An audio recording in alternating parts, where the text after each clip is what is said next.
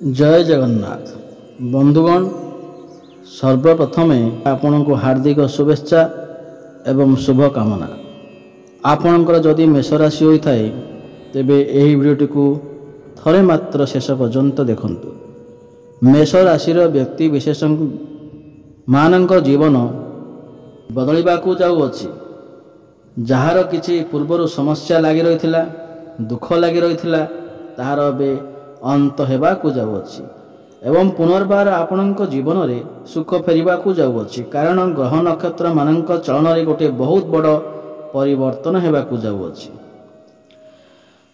सूर्य बुध एवं शुक्रंकर राशि परिवर्तन हेबाकू जाऊँगी, जहाद्वारा आपणक जीवन में किछि बड़ हेबाकू जाऊँगी। आपणक जीवन में चलुथिबा समस्त कष्ट अंत हेबाकू जाऊँगी। आपणक जीवन में खुशी फेरिबाकू जाऊँगी। एबे आसंतु जानिबा आपणक जीवन में कौन सबु बड़ परिवर्तन हेबाकू जाऊँगी एवं केबे खुशी फेरिबाकू जाऊँगी। यह पूर्वर जदि आपणकर मेष राशि होता है, आपण भी प्रभु जगन्नाथ को सच्चा हृदय भक्ति करथांती विश्वास करथांती, तेबे यही वीडियोटी को गोटे लाइक करंतु एवं चैनलटी को सब्सक्राइब करनियंतु। कमेंट बॉक्स रे अवश्य लिखि दियंतु जय जगन्नाथ जय माँ लक्ष्मी। तेबे बंधुगण देखंतु पूर्वर आपणक स्वास्थ्य आगरू भल रहुनथिला। आपणक जीवन में बहुत कष्ट आसुथिला।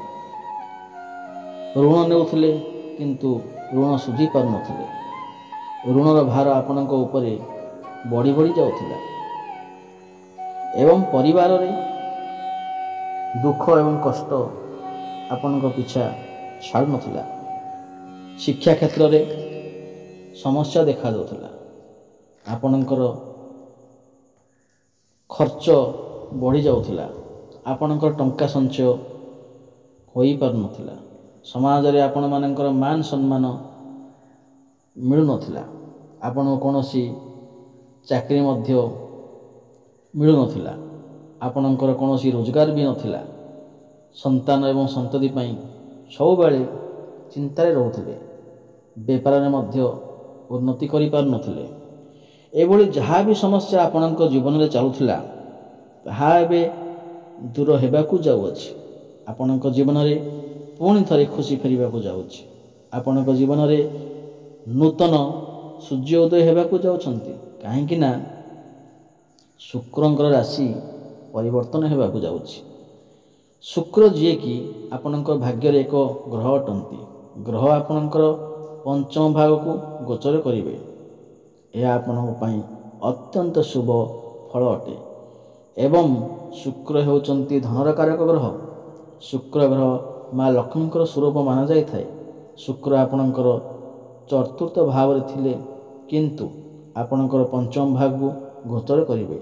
सेतिपई आपणक जीवन धन आसीबा आरंभ होई जिवो एवं बुध मध्य आपणक पंचम भाग गोचर करिवे।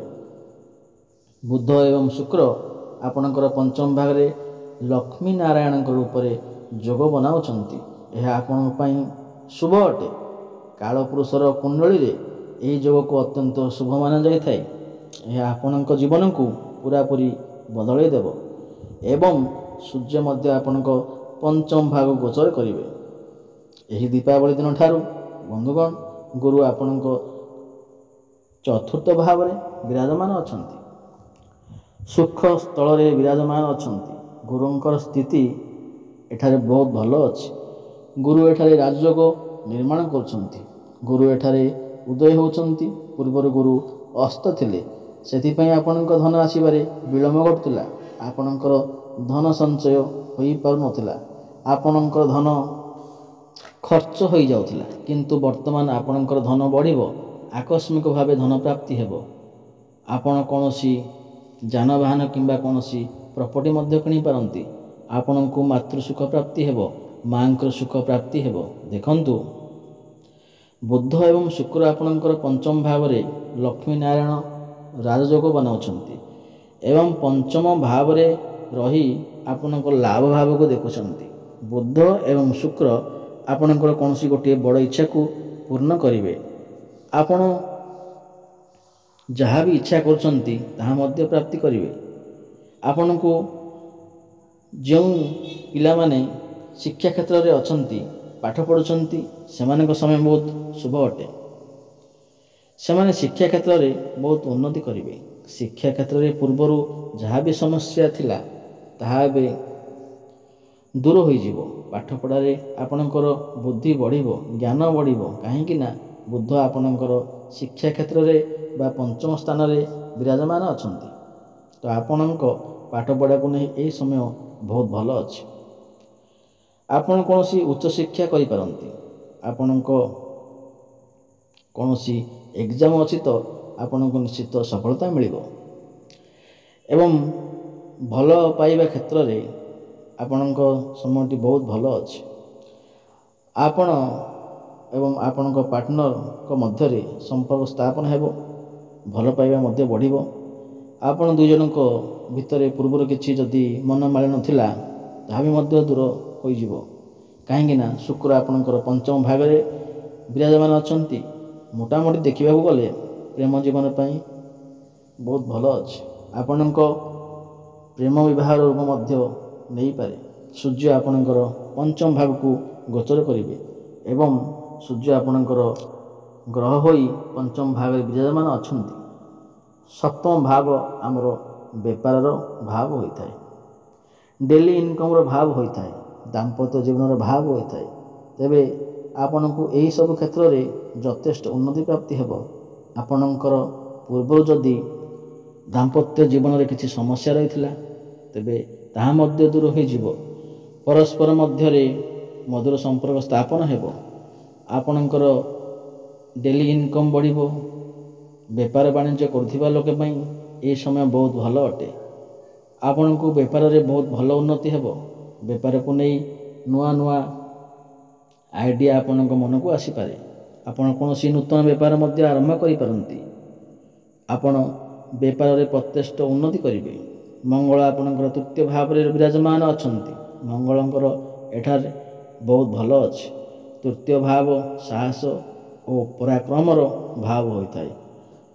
ଛୋଟ ମୋଟ ସ୍ଥାନକୁ ବୁଲିଯିବାର ଭାବ ହୋଇଥାଏ। ତାହା ସହିତ ମଙ୍ଗଳଙ୍କର ସ୍ଥିତି ଏଠାରେ ବହୁତ ଭଲ ଅଛି ଏବଂ ମଙ୍ଗଳ ଆପଣଙ୍କର ଯେଉଁ ଭାବର ସ୍ୱାମୀ ଅଟନ୍ତି, ଆପଣଙ୍କ କ୍ୟାରିୟର ବହୁତ ଭଲ ରହିବ। ସାହସ ଓ ପରାକ୍ରମ ବଢ଼ିବ। ଆପଣ କୌଣସି ଛୋଟ ମୋଟ ଜାଗାକୁ ଯାତ୍ରା କରିପାରନ୍ତି। ଭୂମିରେ ଚାଷ କରୁଥିବା ଲୋକଙ୍କ ପାଇଁ ଏହି ସମୟ ବହୁତ ଭଲ ଅଟେ। ସାନ ଭାଇ ଭଉଣୀମାନଙ୍କ ସହିତ ଆପଣଙ୍କର ସମୟ ବହୁତ ଭଲ ରହିବ। ପାରିବାରିକ ସୁଖ ପ୍ରାପ୍ତି ହେବ। ପୂର୍ବରୁ ଆପଣ କିଛି ଫାଲତୁ ଖର୍ଚ୍ଚ ହେଉଥିଲା, ଧନ ସଞ୍ଚୟ କରିପାରୁନଥିଲେ, ବର୍ତ୍ତମାନ ଆପଣ ଧନ ସଞ୍ଚୟ ମଧ୍ୟ କରିପାରିବେ। ଆପଣଙ୍କୁ ଧନ ପ୍ରାପ୍ତି ହେବ, ପାରିବାରିକ ସୁଖ ପ୍ରାପ୍ତି ହେବ।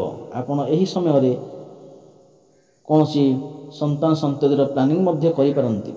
ସବୁଠାରୁ ବଡ଼ କଥା ହେଲା ଯେଉଁମାନଙ୍କର ସନ୍ତାନ ନଥିଲା ସେଥିପାଇଁ ଆପଣ ଚିନ୍ତିତ ରହୁଥିଲେ, ତ ଏହି ସମୟ ଆପଣଙ୍କ ପାଇଁ ବହୁତ ଶୁଭ ଅଟେ। ଗୁରୁ ଆପଣଙ୍କର ଚତୁର୍ଥ ଭାବରେ ବସି ଆପଣଙ୍କର କ୍ୟାରିୟର ଭାବକୁ ଦେଖୁଛନ୍ତି। ଆପଣଙ୍କ ପାଇଁ ବହୁତ ଭଲ ଅଛି। ଆପଣଙ୍କର କ୍ୟାରିୟରରେ ବହୁତ ବଡ଼ ଉନ୍ନତି ଦେଖିବାକୁ ମିଳିବ। ପ୍ରମୋସନ୍ ହେବାର ମଧ୍ୟ ଯୋଗ ବନୁଅଛି। ଯେଉଁମାନଙ୍କ ପକ୍ଷରେ କୌଣସି ରୋଜଗାର ନାହିଁ, ଚାକିରି ନାହିଁ, ସେମାନଙ୍କ ନୂତନ ଚାକିରି ମଧ୍ୟ ପ୍ରାପ୍ତ ହୋଇପାରେ। ବିଦେଶ ଯିବାର ମଧ୍ୟ ଯୋଗ ବନୁଅଛି। ଭ୍ରମଣ ଯିବାର ମଧ୍ୟ ଯୋଗ ବନୁଅଛି। ଆପଣ କୌଣସି କାମରେ ବିଦେଶକୁ ମଧ୍ୟ ଯାଇପାରନ୍ତି। ବିଦେଶରେ ରହି କାମ କରୁଥିବା ଲୋକମାନଙ୍କ ପାଇଁ ସମୟ ଅତ୍ୟନ୍ତ ଭଲ। ଆପଣ ବହୁତ ଉନ୍ନତି କରିବେ ଏବଂ ଆଗକୁ ଆଗକୁ ଆପଣ ନିଶ୍ଚିନ୍ତ ଅଗ୍ରସର ହେବେ। ତେବେ ବନ୍ଧୁଗଣ, ଏହା ତ ଥିଲା ମେଷ ରାଶିର ବ୍ୟକ୍ତି ବିଶେଷମାନଙ୍କର କିପରି ରହିବ। ଆପଣଙ୍କୁ ଯଦି ଏହି ଭିଡ଼ିଓଟି ଭଲ ଲାଗିଥାଏ ତେବେ ଆପଣ ଯଦି ମେଷ ରାଶି ହୋଇଥାଏ ଏହି ଭିଡ଼ିଓଟିକୁ ଲାଇକ୍ କରନ୍ତୁ, କମେଣ୍ଟ ବକ୍ସରେ ଲେଖିଦିଅନ୍ତୁ ଜୟ ଜଗନ୍ନାଥ ଏବଂ ଜୟ ମା ଲକ୍ଷ୍ମୀ। ରହୁଛି, ଧନ୍ୟବାଦ। ପୁଣି ଦେଖା ହେବ ଆଗାମୀ ଭିଡ଼ିଓରେ।